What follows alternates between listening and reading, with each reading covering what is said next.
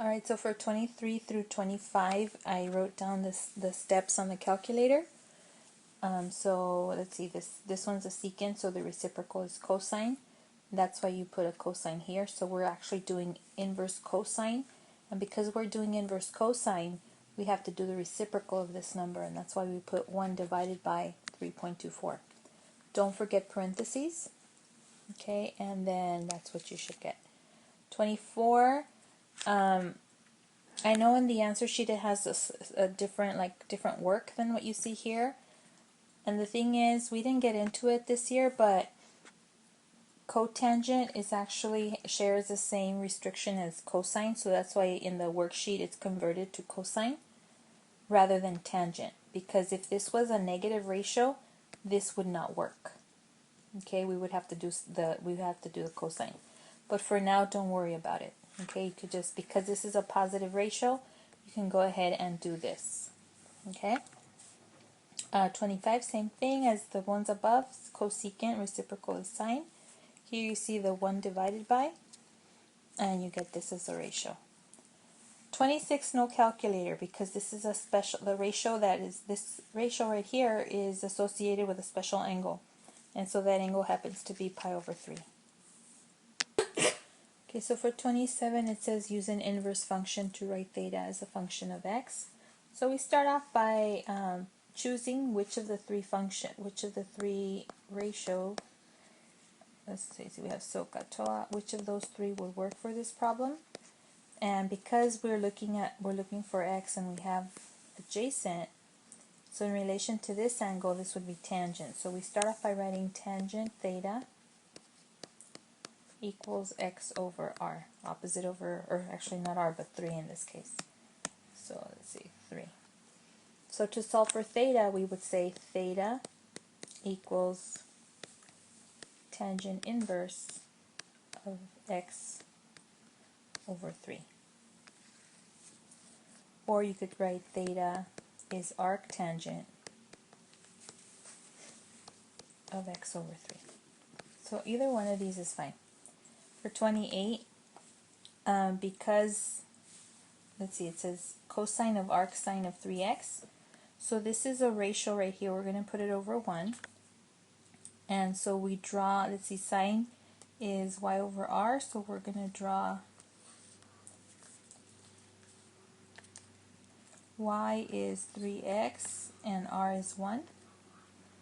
So we're going to solve for x because we're looking for the cosine of this angle right here. Okay, so remember, this arc sine 3x is theta. So Pythagorean theorem says that, we'll call this one a. So a squared plus 3x squared equals 1 squared. So then a squared equals 1 minus 9x squared. I just squared the 3x, moved it to the other side. We take the square root.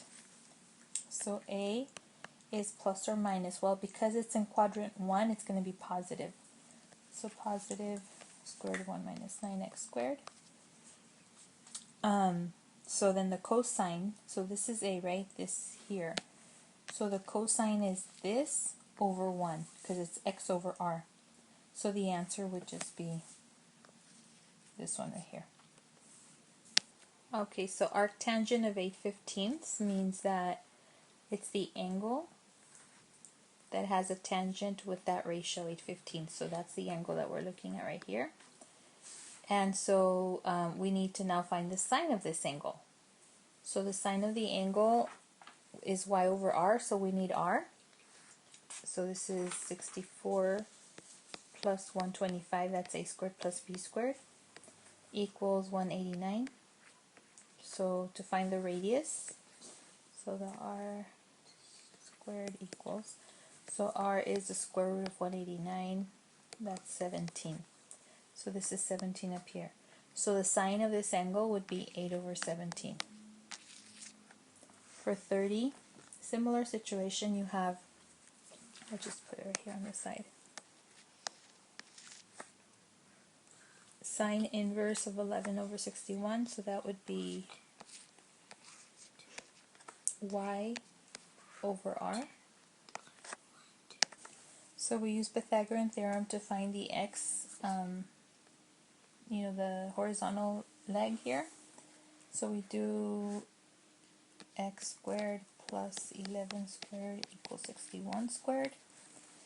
So it's x squared equals 3721 minus 121, so that leaves us with 3600.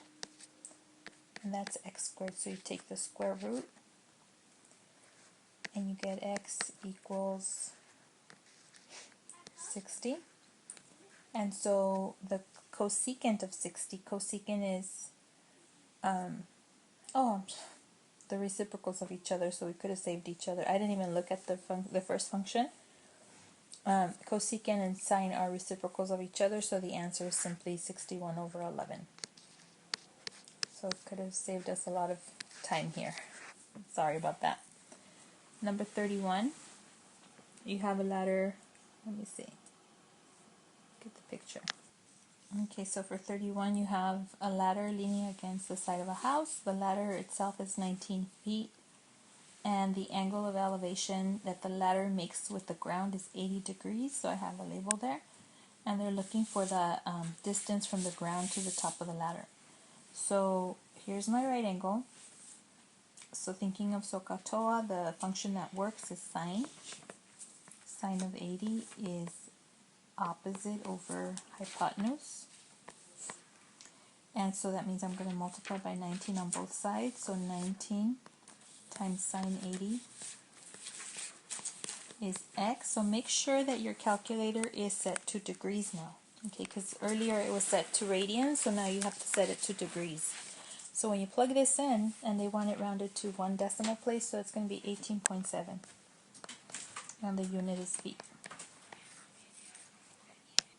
So for 32, you've got the tree, the shadow, the angle of elevation of the sun is 33 degrees, so everything is labeled, and the shadow is 130 feet long.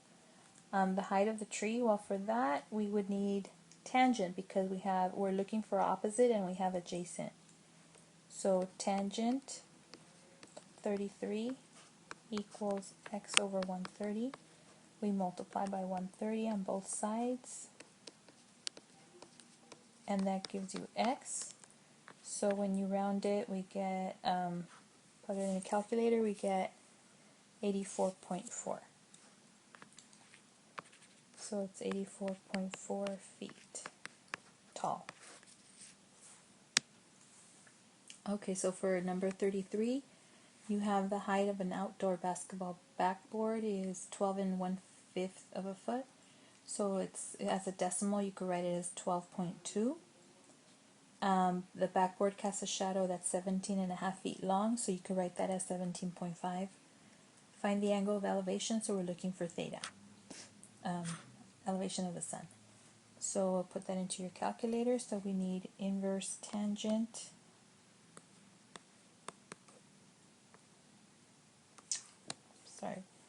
inverse tangent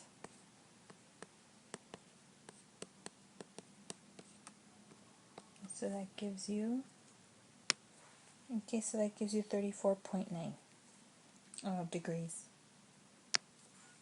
Okay, so for 34, you're looking for the distance x. Okay, it says how far apart are the ships.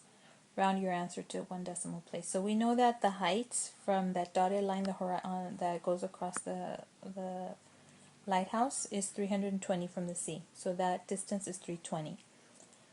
So it's the same for both triangles. So I outlined in red the smaller right triangle, and so I set up the work already. So to get the value of A, we need to do 320 divided by tangent 6.5.